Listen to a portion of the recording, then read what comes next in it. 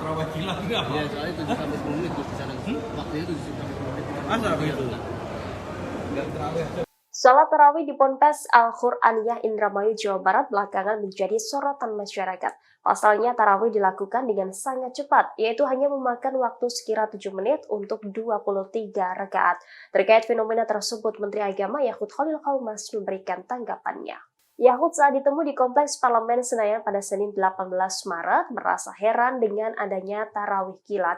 Ia pun meminta agar fenomena ini didiskusikan lebih lanjut dengan ahli agama atau para kiai. Yahud tampaknya tidak terlalu mempermasalahkan hal ini, sebab menurut Yahud salat tarawih merupakan ibadah sunnah atau tidak wajib dikerjakan. Sebelumnya diberitakan pengurus Pondok Pesantren Al-Qur'aniyah Kiai Haji Azun Mauzun menyebut tarawih kilat sudah menjadi tradisi ponpes yang dipimpinnya tersebut. Menurutnya tradisi itu sudah berjalan sejak tahun 2006. Azun mengaku tarawih super kilat ini mampu menyedot animo masyarakat untuk ibadah. Pasalnya masjid yang menjadi lokasi tarawih penuh bahkan sampai ke teras.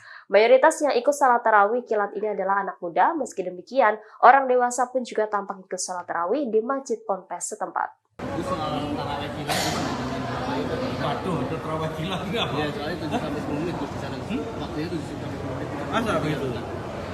Enggak terawih aja boleh ya sebenarnya. Saya tuh kadang-kadang kalau lagi ada kerjaan banyak, saya lagi banyak gitu ya, atau ngepet, nggak bisa terawih terus ya, masalahnya itu kenapa? Tapi nggak masalah kalau misalnya Kita tanya ke ini deh, ahli agama nanti ya, tanya ke kiai, ke ulama apa nih, kalau ada terawih kilat itu gimana, rukun wajibnya terawih itu apa, kita nanti tanya ke tokoh agama dulu.